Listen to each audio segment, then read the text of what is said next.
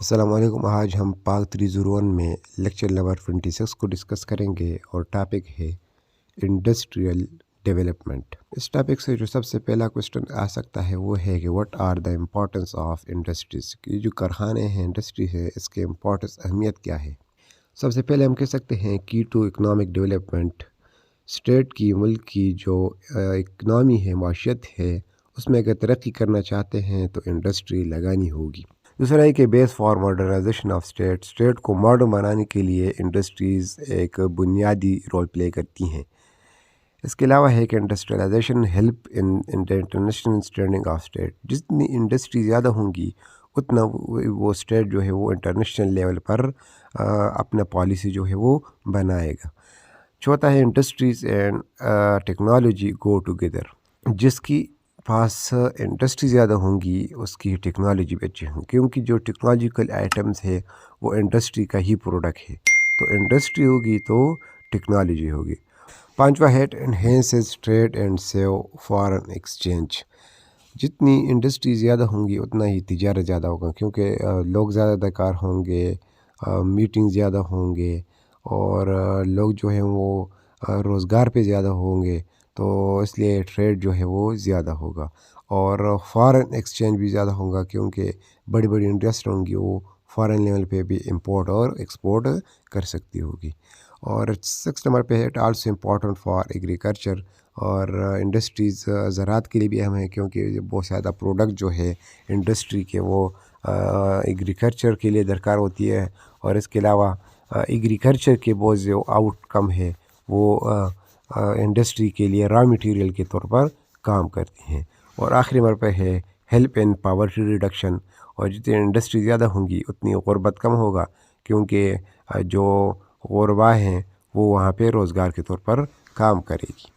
تو یہ چند پوائنٹس ہے کہ اکنامی اور اس کا modernization, international relation, trade, technology, agriculture, poverty reduction, یہ آپ آسانی سے لکھ سکتے ہو۔ اس ٹاپک میں کچھ اور MCQs آپ کو بتاؤں کہ جب انڈیا اور پاکستان ایک ساتھ تھا تو جتنے بھی اس ٹائم کی انڈسٹری تھی تو اس میں 4% جو تھے وہ پاکستان کے ایریا میں تھے، اور انڈیپینڈنس کے بعد وہی 4% پاکستان کو ملے، جو کہ بہت کم مقدار تھی، اور پاکستان کے جو ایک بڑا ملک تھا اس کی ضروریات پوری نہیں کر سکتی تھی، تو یہ یہاں پہ ایک پرسنٹیج ہے، آپ کو یاد رکھنا ہے۔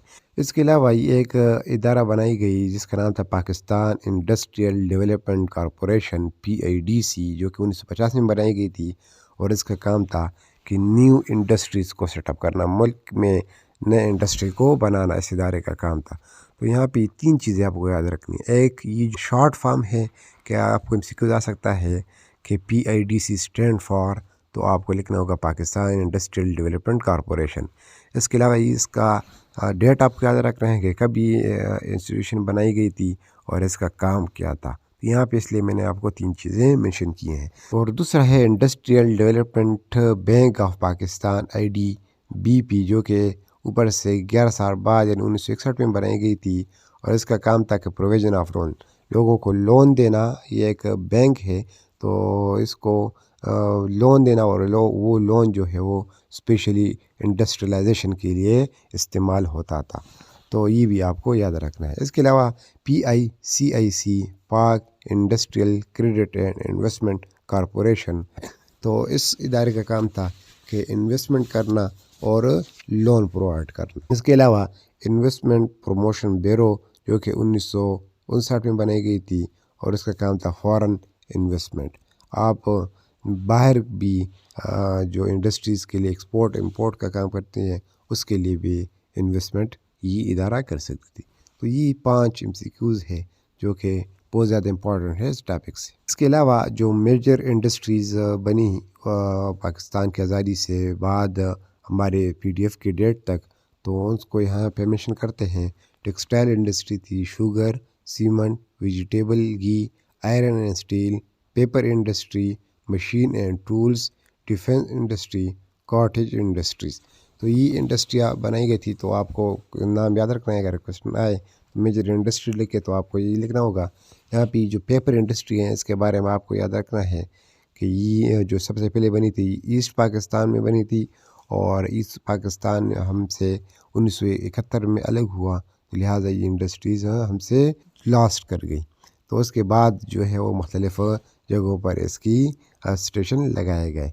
اس کے علاوہ مشین اینڈ ٹول کے سیکشن میں آپ کو ایک پوائنٹ یاد رکھنا ہے کہ اس کے زیادہ اسٹیشن ٹیکسلا میں بنائے گئے تھے، اور جو کہ چائنیز کوآپریشن سے لگائے گئے تھے، اور اس کے لیے بھی ایک سیٹ اپ کیا تھا جس کا نام تھا ہیوی میکینیکل کمپلیکس HMC۔ تو یہ شارٹ فارم بھی آپ کو یاد رکھنا ہے۔ تو امید ہے آپ کو یہ سمپل سا لیکچر سمجھ آیا ہوگا۔ Thank you.